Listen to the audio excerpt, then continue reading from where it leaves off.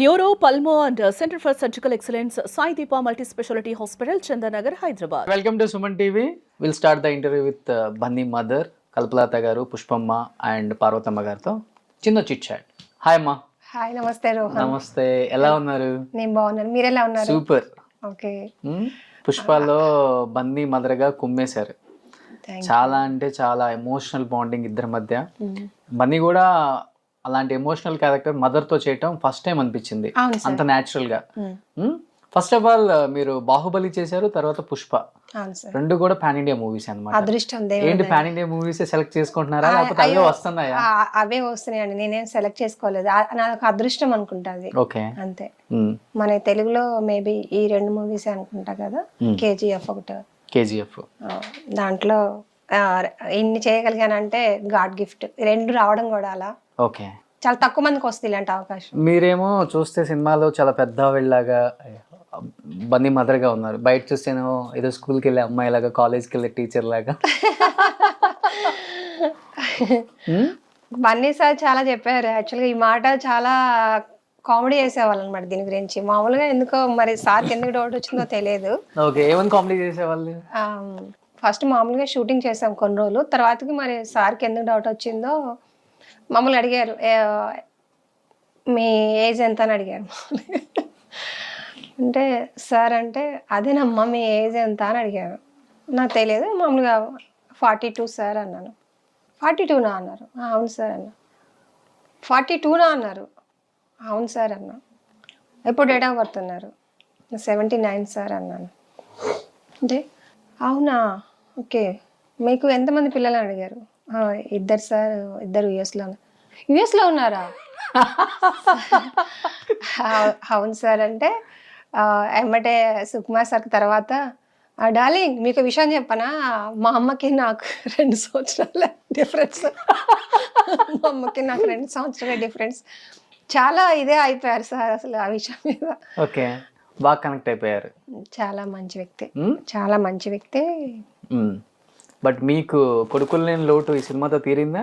అసలు బయట నేను విన్నాను, చాలా మంది అన్నారంట, దేవుడు ఇచ్చిన కొడుకు నాకు బన్నీ, ఇద్దరు కూతుర్లే అని చెప్పేసి. అంత ఎమోషనల్ ప్రామిస్ గా నాకు ఇప్పుడు జరిగిన ఇంటర్వ్యూస్ లో కూడా ఇదే చెప్పాను, మళ్ళీ చెప్తున్నాను, ఎప్పుడైనా ఇదే మాట చెప్తాను.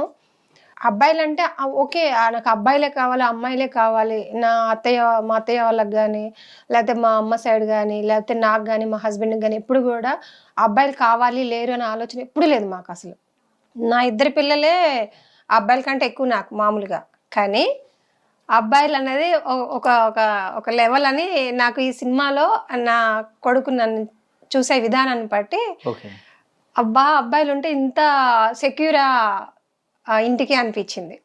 చాలా చాలా సెక్యూర్ అనిపించింది నాకు, నిజంగా ఉంటే బాగుండు అనిపించింది. అదే మాట బన్నీ సార్తో కూడా చెప్పాను. నాకు అబ్బాయిలు లేరు అన్న విషయము ఈ సినిమా చేసిన తర్వాత హీరోతో చేసినంత సేపు చాలా ధైర్యం అనిపించింది. ఎట్లా అంటే ఒక ప్రొటెక్షన్ మొత్తం కొడుకంటే హారబుల్. అది చెప్పడానికి వీల్లేదు, నేను ఇన్నర్గా ఫీల్ అయ్యా. అసలు అది ఇన్నర్గా ఫీల్ అయ్యే చెప్పాను అనమాట, డైరెక్ట్గా సార్తోనే చెప్పాను. నాకు ఎప్పుడు అబ్బాయిలు లేరనే బాధ అనిపించలేదు, కానీ మీతో చేసిన తర్వాత నాకు కొడుకుంటే బాగుండు అనిపించింది సార్. అంటే అయ్యో తల్లి అని చెప్పేసి ఇలా చదివెట్టుకొని, అంటే అది కళ్ళల్లో కనిపించింది. లిటర్లో నాకు వాటర్ కూడా వచ్చేసాయి ఆ టైంలో. చాలా ఆ కళ్ళల్లో చాలా ఎక్స్ప్రెషన్స్ తీసుకున్నాను నేను సార్ వాళ్ళ. అదే నైట్ 6:30 ఆ టైంలో పేకప్ అయ్యే టైంలో మాట్లాడుకొని, సుకుమార్ సార్ నేను బన్నీ సార్ మాట్లాడుకొని ఇప్పుడు కూడా వచ్చేస్తున్నాయి. నాకు అసలు నిజంగా ఏమో ఈ జన్మలో ఇదే రాసి పెట్టాడేమో దేవుడు, నాకు తెలియదు. కానీ ఉంటే నా ఆడపిల్లలకి సపోర్ట్ ఉండేది, మగపిల్లాడంటే నాకు కూడా ఒక ధైర్యం ఉండేది. ఎవరేది మాట్లాడినా కొడుకు మాట్లాడేది విధానం వేరు కదా. సో బన్నీతో అలౌట్ తీరిపోయింది సినిమాలో. కడుపులో పుట్టకపోయినా చాలా మంచి, నాకు మగపిల్లల ప్రేమ అంత బాగుంటుందా అన్న విషయం మేబీ అనిపించింది. పర్లే, నాకు ఆడపిల్లలు కూడా కొడుకుల కంటే ఎక్కువ, కానీ అంత మగపిల్లలకు ఉన్నంత బయటికి వెళ్ళేటప్పుడు కూడా మగపిల్లలు ధైర్యంగా వెళ్ళగలుగుతారు కానీ ఆడపిల్లలు వెళ్ళలేరు కదా. అంటే ఆడపిల్లలు నేను తక్కువ చేయట్లే, కానీ మగపిల్లలకి వెళ్ళినంత ధైర్యంగా ఆడపిల్లలు వెళ్ళలేకపోతున్నారు కదా. అదే కొడుకుతో పక్కన వెళ్తే ఎంత దూరమైనా జర్నీ చేయొచ్చు. ఆడపిల్లలతో వెళ్ళాలంటే నేను వాళ్ళకి సెక్యూరిటీ ఉండాలి కదా.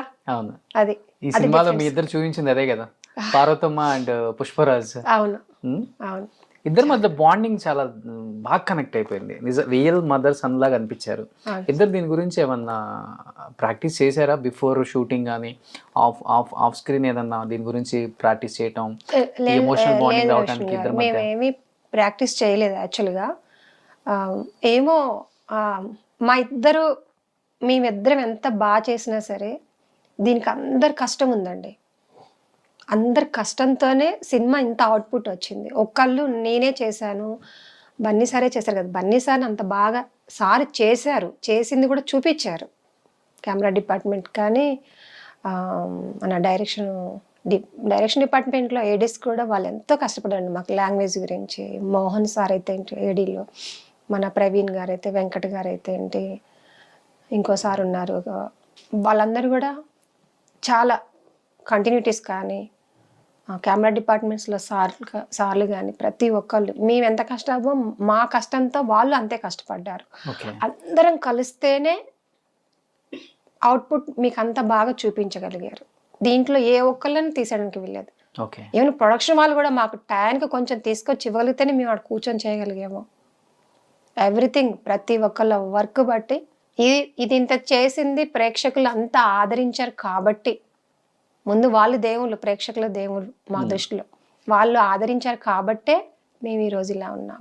వాళ్ళ బ్లెస్సెస్ మాకు ఎప్పుడూ ఉండాలి. మేము ఎంత చేసినా సరే వాళ్ళు రిసీవ్ చేసుకున్న దాన్ని బట్టే మా లైఫ్లో ఉంటాయి.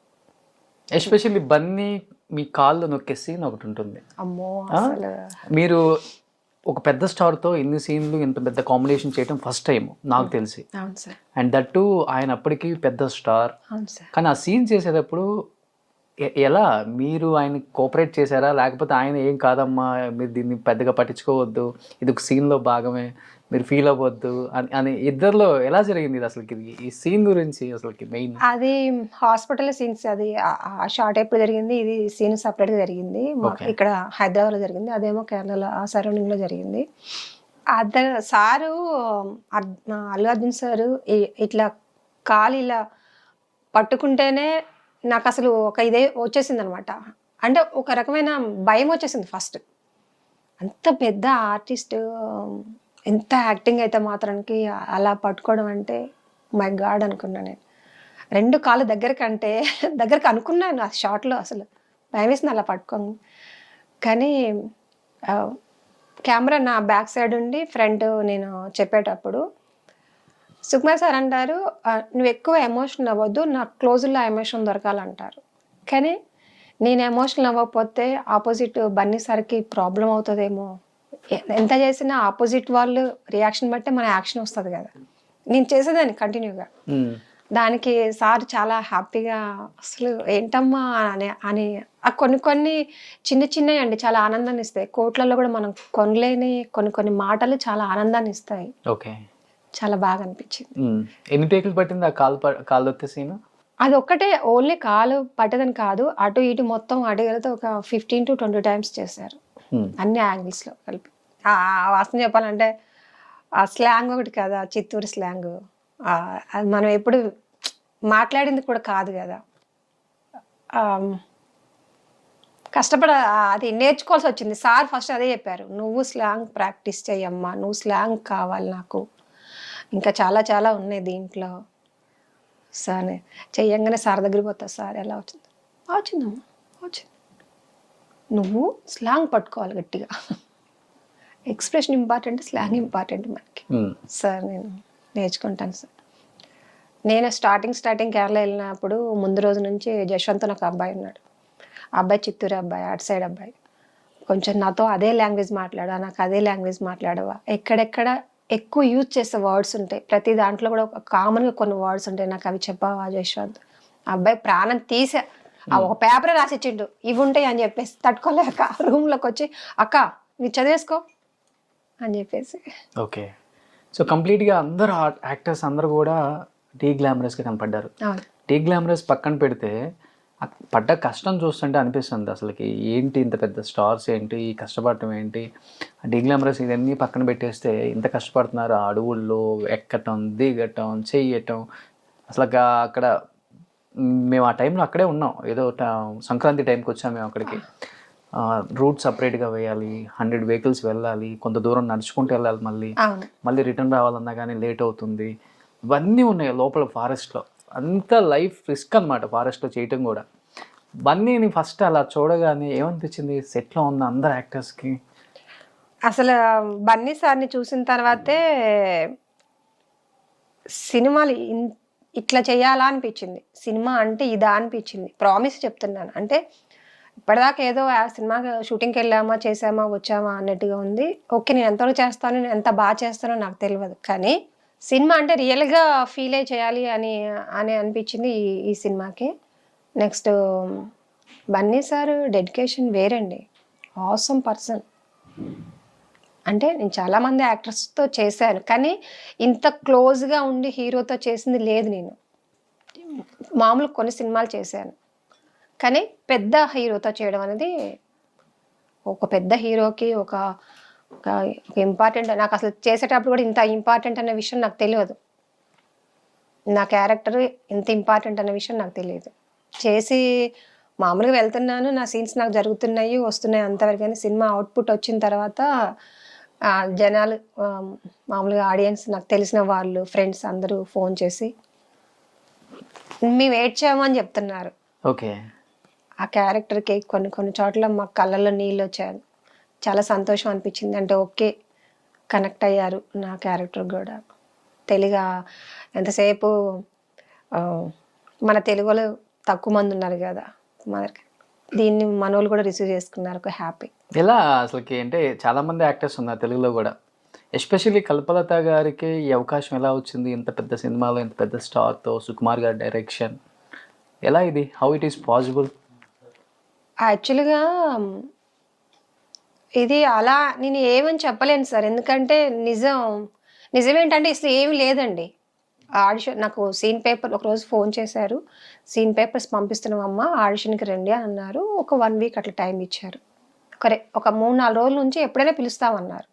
సరే అని చెప్పేసి అది రఫ్ పేపర్ పంపించారు, డైలాగ్ పేపరు. ప్రిపేర్ అయ్యాను. ప్రిపేర్ అయిన తర్వాత వెళ్ళాను, రమ్మని చెప్పారు, వెళ్ళాను. వెళ్ళిన తర్వాత వేరే నాకులాగే వేరే ఆర్టిస్టులు కూడా పిలిచారు. అందరూ ఒక్కొక్కరు ఒక్కొక్క అంత ఎప్పటి నుంచి జరుగుతున్నాయి అంటే ఈ ఆడిషన్స్ నాకు తెలియదు. నా టైం వచ్చినప్పుడు నా పీరియడ్లో నన్ను పిలిచారు, వెళ్ళాను, చేశాను. కానీ నాకంటే బెటర్గా చాలామంది ఆర్టిస్టులు, మంచి అదృష్టం, అంతే లక్, ఇంకా వేరే ఏం చెప్పలేదు, నాకంటే బెటర్గా చేశారు వేరే ఆర్టిస్టులు కూడా. మరి డైరెక్టర్ అంటే ఒక ఐడియా ఉంటుంది కదా, అంటే వాళ్ళ క్యారెక్టరైజేషన్కి నేను కలర్ తక్కువ అని తీసుకున్నారేమో నాకు తెలియదు. మేబీ మేకప్ వేసే పని లేదని తీసుకున్నా. 6 months వెయిట్ చేశానండి, నాకు తెలియదు 6 months వరకు వెయిట్ చేస్తారన్న విషయం తెలియదు. మేబీ ఎవరైనా చేశారు కాబట్టి ఫైనల్ అయ్యి ఉన్నారేమో అని చెప్పి సైలెంట్గా ఉన్నాను. కానీ కడుపులో బాధ, అరే వస్తే బాగుండే అనే చాలా ఆలోచించాను. ఎందుకంటే 12 సంవత్సరాల నుంచి ఎదురు చూస్తున్నానండి ఒక క్యారెక్టర్ ఎప్పుడు దొరుకుతుందా అని చెప్పేసి. చాలా హ్యాపీ అనిపించింది ఫోన్ కాల్ రావటము, ఇట్లా అనగానే.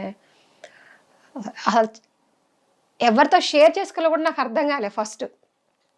జెన్యున్గా నేను ఎవరికి చెప్పుకోవాలి ఇది. ఇంకొక భయం ఏంటంటే పెద్ద సినిమాలు అన్నాక మనం చేసిన ఎంతవరకు ఉంచుతారో నాకు తెలియదు. అసలు నా క్యారెక్టరైజేషన్ ఏంటో నాకు తెలియదు అసలు. నేను ఎవరికి చెప్పుకోవాలి. నేను అనుంటే మా పిల్లలు 2, వాళ్ళే నాకు దేవుళ్ళు, అమ్మ నాన్న, నా ఫ్యామిలీ, నా ప్రపంచం, నా లోకం, నా హార్ట్ మొత్తం వాళ్ళే అనమాట. ఏదున్నా వాళ్ళకే చెప్పుకుంటా. ఇట్లా గుడ్డోడా ఇలా వచ్చిందిరా అని చెప్పేసి నా చిన్నపిల్ల అంటే, నిజమా మమ్మీ, కంగ్రాట్స్ మమ్మీ, టెన్షన్ పడ బాగా చెయ్యి, ఏదన్నా కూడా ఓపెన్ హార్టెడ్గా చెప్పేది. నన్నుగా ఇష్టపడేది నా ప్రపంచంలో, ఈ వరల్డ్లో నన్ను వాళ్ళిద్దరు అనమాట.